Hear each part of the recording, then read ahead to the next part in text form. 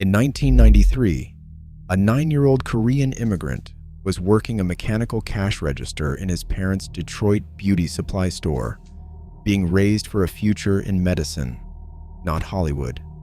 Today, he voices one of the most iconic superheroes in animation. Steven Yeun didn't just become invincible. He had to become himself first, and that started with a risk his family never saw coming. Snow still clung to the curbs the winter Steven Yeun's family arrived in Troy, Michigan. The move from Seoul was not a leap into a bustling Korean community, but a landing in a quiet Midwestern suburb where familiar sounds and faces were few. In 1992, Troy's population was mostly white, with only a handful of Korean-American families scattered across neighborhoods lined with split-level homes and chain grocery stores. For the Yeuns, it meant learning to find their place in a landscape defined by wide roads, strip malls, and the hum of American life that never quite matched the cadence of home. Steven, 8 years old, watched from the back seat as his parents navigated new street names and foreign customs. Every detail from school buses painted bright yellow, to the snow boots stacked in the entryway, to the taste of cafeteria pizza, felt both ordinary and strange. At home, Korean was spoken over dinner, but outside their apartment, English ruled. The church down the road, the Korean Presbyterian Church of Detroit, became a lifeline. On weekends, it filled with voices that sounded like his parents, offering language classes and potlucks where kimchi and casseroles shared the same table. Troy in the late 1980s and early 1990s was a place where difference stood out. The Yeuns' arrival added one more thread to the city's changing tapestry. Steven learned to read the room, when to speak, when to listen, how to blend in without disappearing. These early years in Michigan planted the first seeds of a question that would follow him long after. How do you become yourself in a place that doesn't quite see you? The answer, for now, was survival, quiet, observant, always watching for a way to belong. By the summer of 1993, the Yeun family's world shrank to the four walls of a beauty supply store on Vinewood Avenue. Rows of hair products, wigs, and nail polish lined the shelves, each label a lesson in both English and Korean. Steven, barely 10, learned the rhythm of the place before he even knew the rules of baseball or the lyrics to American pop songs. Mornings started early, unpacking boxes with his father, sorting combs and conditioners by brand, checking each expiration date with careful hands. The register, a stubborn old machine with sticky keys and a clattering drawer, became Steven's first classroom in math and honesty. Every night, he counted the bills and coins, double-checking the totals before locking up, the metallic click echoing in the quiet. The store sat at a crossroads, drawing in customers from all walks of Detroit life. Some days, Steven greeted grandmothers who spoke only Korean, their requests whispered across the counter. Other afternoons, local teens drifted in after school, switching between English and the slang of the neighborhood. Steven moved between languages without thinking, translating a question about hair relaxer for one customer, answering in Korean for another, always careful to read the mood and the moment. His sister Mina remembers him smoothing over a mix-up once, when a regular asked for braids for a bride, and Steven, barely hiding his smile, explained the difference in two languages before ringing up the sale. Summer breaks meant trips to the wholesale market in Chicago, where Steven watched his father haggle over prices and learned how trust was built one handshake at a time. The labor was steady, the routine unglamorous, but the store was more than a job. It was a place where Steven learned how to listen, how to spot a lie, how to make someone feel seen. In those long hours behind the counter, discipline and empathy took root, shaping the way he would move through every room, on stage or off, for years to come. Kalamazoo College, tucked away in western Michigan, offered Steven Yeun a clear path forward, or so it seemed. His schedule brimmed with biology labs, chemistry lectures, psychology seminars, all mapped out for a future in medicine. His parents, who had worked long hours in Detroit's beauty supply aisles, saw medicine as the safest promise their sacrifices could buy. But between the textbooks and late-night study sessions, Steven wandered into a campus improv workshop on a whim. What started as a theater elective became something else, a place where he could shed the careful, measured answers of science and instead risk something raw and unscripted. A failed audition for a campus show in his junior year stung more than any bad grade.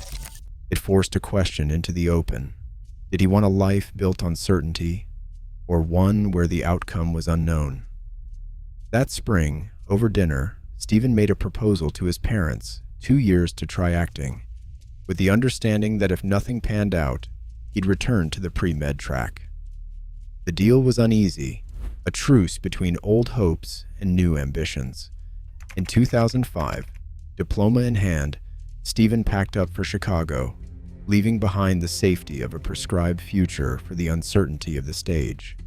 The decision was a leap into risk, but also the first real step toward becoming himself. Chicago in 2006 was a city buzzing with late-night rehearsals and cramped apartments, and Steven Yeun was right in the thick of it. Rent was paid with tips from coffee shop shifts and the occasional freelance gig, but the real work happened on stage. At Second City, he learned the discipline of long-form improv, listening, reacting, and building something out of nothing with a handful of strangers. The grind was relentless. Auditions in the morning, workshops in the afternoon, and shows that stretched past midnight. Stir Friday Night, an Asian American sketch troupe, became both his community and his laboratory. The group's sketches, often written and rewritten in living rooms crowded with takeout containers, tackled everything from family dinners to the absurdity of being the only Asian in a room. Yoon's performances stood out for their honesty and edge. He could switch from slapstick to heartbreak in a single sketch. The pay was almost nothing. His first real check, a health insurance commercial in 2008, barely covered a month's groceries, but every set, every cramped rehearsal was a step towards something bigger.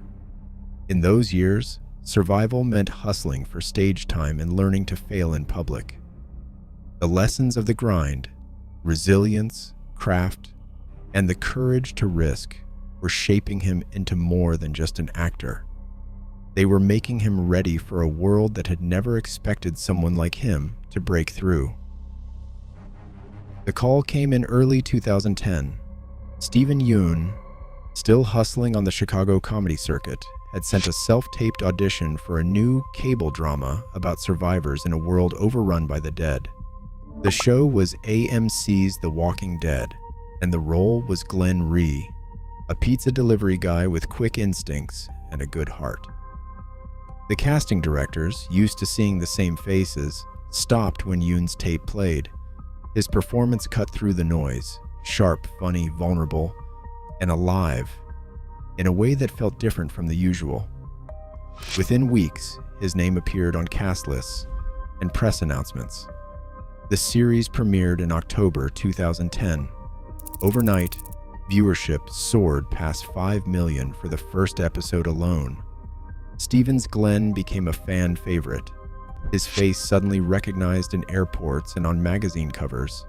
For the first time, an Asian American actor was at the center of a global TV phenomenon, not as a sidekick or a stereotype, but as a hero with his own arc.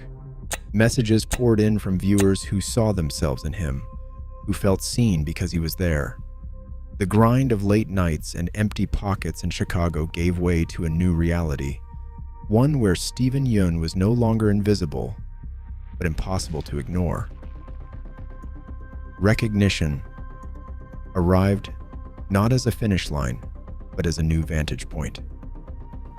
In 2020, Steven Yeun became the first Asian American ever nominated for for the Academy Award for Best Actor for his work in Minari, a story that echoed his own family's search for belonging on unfamiliar soil. 3 years later, his performance in Beef brought home an Emmy, widening the circle of what was possible for actors who looked like him. These milestones weren't just personal victories. They rippled through communities that had long waited to see themselves at the center of the story. Reflecting on his journey in the New York Times, Yoon offered a line that would resonate far beyond Hollywood. "Sometimes I wonder if the Asian American experience is what it's like when you're thinking about everyone else, but nobody else is thinking about you." In that moment, the spotlight was no longer just on him. It illuminated a shared history and a future still being written. Invincible premiered on Amazon Prime Video in March 2021, with Steven Yeun cast as Mark Grayson, a teenage superhero wrestling with powers he never asked for, and a legacy he is not sure he wants. The choice to give voice to a character still searching for his place in the world was no accident. Mark's journey, torn between expectation and self-definition, runs parallel to the path Yoon walked from Detroit's beauty aisles to Hollywood's main stage. Every episode, Mark faces the weight of family history, the pull of duty, and the fear of not measuring up. Yoon brings to the role a lived sense of uncertainty and hope, drawing from years spent navigating two cultures and the risks he took to step off the safe path. In Invincible, the struggle to become messy, unfinished, and brave echoes the story Yoon has been living all along. Steven Yeun's improbable journey reminds us, identity isn't inherited, it's built, challenged, and chosen. In a world demanding certainty, the courage to reinvent remains rare. Like Invincible, Yoon is still defining what it means to belong, and so are we. What risks will you take to become yourself?